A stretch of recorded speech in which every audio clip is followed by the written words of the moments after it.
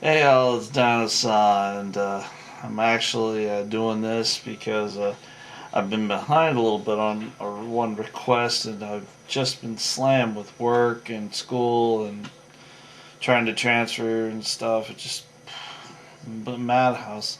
Kind of hard when you've been out of school for a while, finishing up again.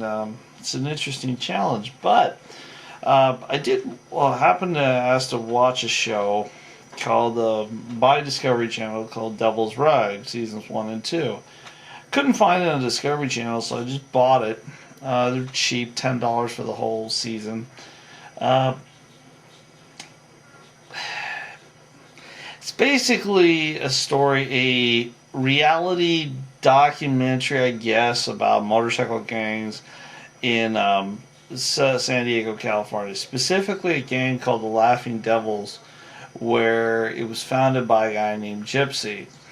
And the Gypsy, which grew this club from 5 people up, and the club got so big that it got to a point where Gypsy had to, didn't have to, but chose to step down because he didn't like the direction, because he said too many people were partying, too many people were just acting a fool, just a whole bunch of stuff. Gypsy decided to step down. Now, throughout this film, it was very weird. It's these guys are out there drinking and they're partying, and what's interesting about this is some of the stuff they're doing is kind of illegal, but it's just like moonshiners. It's no one is spending any jail time on that. Now, I watched both seasons of this, and I'll touch on this just a little bit. First of all, on the whole thing, the whole episodes of season 1 and 2, it starts basically with the old school guys of the Laughing Devils wanting to get a new clubhouse because their old place is getting people. The guy who's there is literally just getting harassed. His customers are dwindling because of this gang. Well, not gang, but motorcycle club. So they moved it also offsite to another location. And then what it is, it's an old story. You have the old bucks, the old veterans versus the new young bucks. And the new guys want them out. The old guys are like, you guys are morons. We've done this route and it doesn't work. Blah, blah, blah. We've heard the story a million times. And the reality. I mean, realistically, for an hour show, they copy a lot in Japanese filmmaking by repeating like a few seconds before rather than going on, or they'll cut it off. I hate that with a reality show where they'll kind of go into something cool and then like rewind it like a minute to kind of catch up. It feels like it insults the viewer, where it's better, I would think, just to go right into it, but then again, it's not such a cliffhanger. My opinion, I think it's a waste of time, but it doesn't have the same impact as what they do, and they've learned that. And this thing is marketed up the rear, so obviously they timed it. Jersey Shore was absolutely notorious for this. When someone like either punched someone or started something, boom, they would like back up a minute and then replay it. This thing, I would say there was only two of the whole season. There's only two guys that I actually considered that are legit. One is confirmed kind of legitimate street cred. One of the other one, oh no, there's three guys actually that I'm pretty sure I've heard of, or not heard of, but they just seem credit. One of them I did hear about, but that's because he's a builder. What it is they get to the club. Gypsy leaves, and Gypsy, who was the former president, now here, is starting to get lost in his life. And while Gypsy is on, the new president, his name, not Danny Boy, or Billy the Kid, is being really tested by Sandman, which is another loose cannon, who's like, you're not Gypsy. You have. And basically what it is that the new guys looked at Gypsy as total street cred, just they never questioned it because they knew this guy had cred. Whereas the new kid on the block and Gypsy leaving, there was a lot of fear that a lot of people would leave after Gypsy left. Well, Gypsy got bored with what he was doing, decided to open his own club.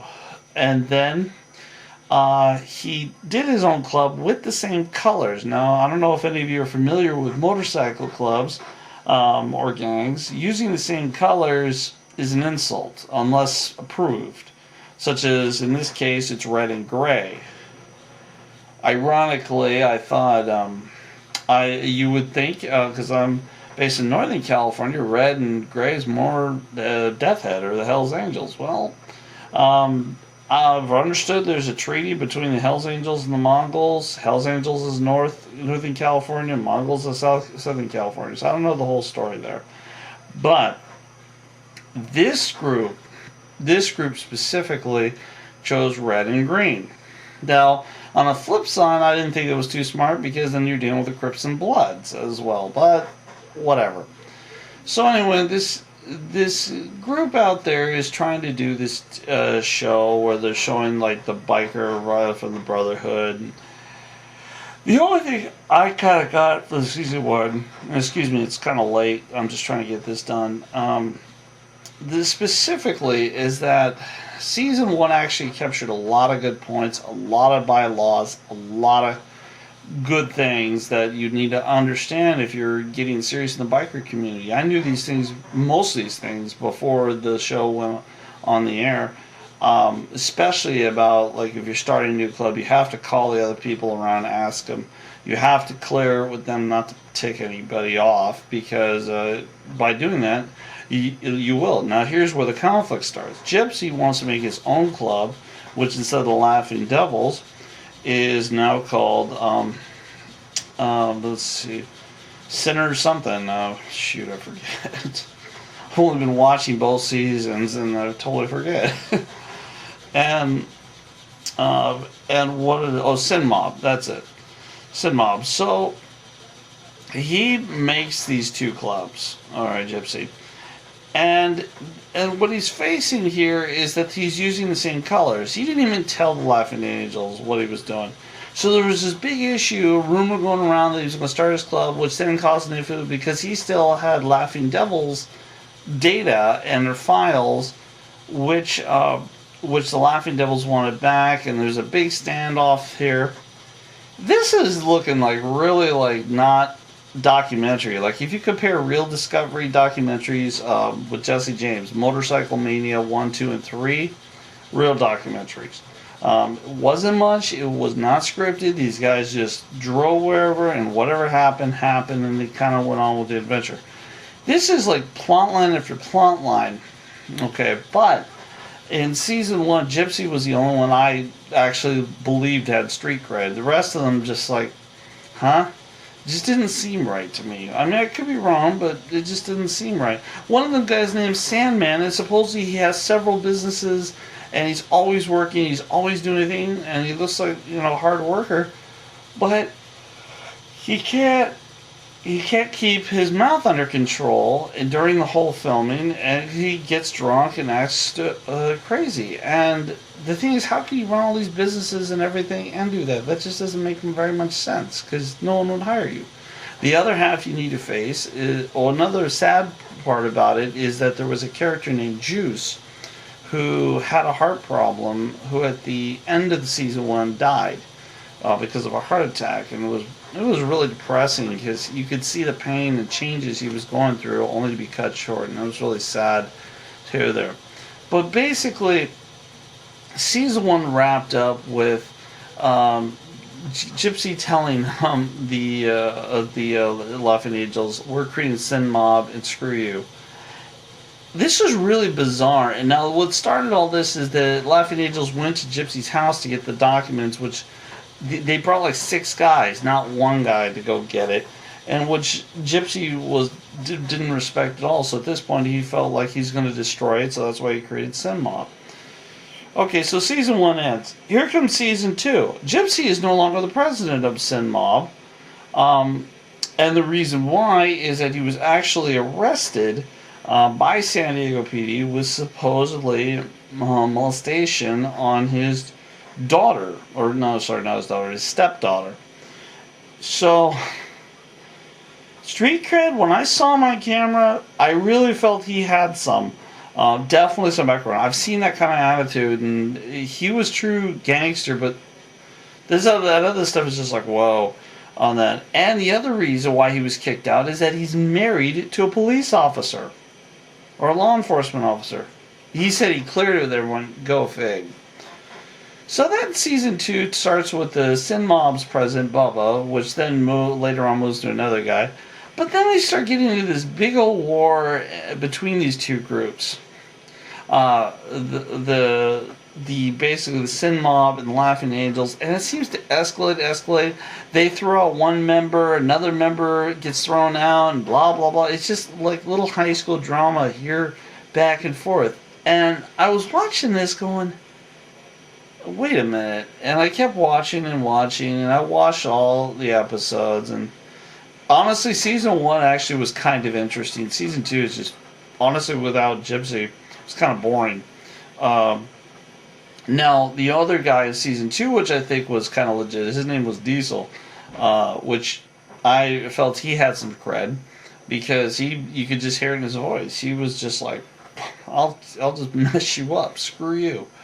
And the third guy, which is shown in season 1 and 2, is Rusty, the bike builder in San Diego, which is actually really kind of known. That I've heard of it. But here's the whole thing. Here's the real interesting part. They're saying that this big club in San Diego, and I did some lookup of this, and everyone said the Laughing Angels were a club created by Gypsy, who's no longer a member, but the Sin Mob is not. The reason why the Sin Mob is not, because they're owned by the entertainment company that made the show. The executive producer on this show is Eric Bischoff, which is thus also known for WCW, the New World Order wrestling thing that dominated t-shirt sales. And I mean dominated. From 1996 to 1998, it was the best-selling t-shirts in the country. The NWO shirts. The original, not the spin-offs, the original NWO shirts. Best-selling t-shirts. They never sold, wrestling never saw that. At the time, it was huge. I mean, I was watching, it was a great time. But here's the thing, he's Eric Bischoff.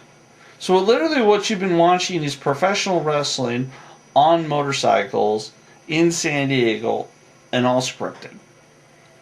Because how can you have two gangs going at each other if one of them is owned by a corporation, which happens, one of the executive producers is Eric Bischoff. Do the math. It's fake. It's not real. The Laughing Devils may be a real club, but not the other one, because it's owned, from my understanding, by Discovery or the entertainment company. So we're going to go on to season 3 here and see what happened.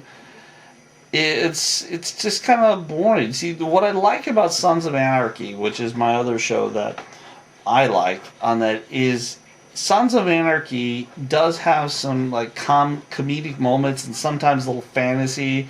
They got the music, the little drive chases in car, but Sons of Anarchy in a lot of ways is like Shakespeare. The plot lines, the stories, it's better. It's written better. It's a lot more entertaining show because you just don't know. And when you think one person's the bad guy, you were totally wrong. It was the other person, which I'm really excited about next September when the next season starts. Because the last season just ended like, wow. Real on a cliffhanger on this one. But anyway, basically the Devil's Rise gives you an idea here. Season 1, pretty decent to the end. Without Gypsy in there, even though he's all jacked up, Season 2 is kind of a waste of time because it's a corporate thing. And they even go into things like blowing up trailers, moving illegal guns, all this stuff, which they'd be arrested and put on felony charges on that. It doesn't make any sense. And how they could film it, and like one of the most funniest things, they're moving illegal goods, and yet cameras are filming these people over here, but they're moving illegal stuff over here, and they're about 100 yards, and nobody notices the camera. Come on, no guys, nice try. But anyway, this is Dinosaur. I'll talk to y'all later. Bye.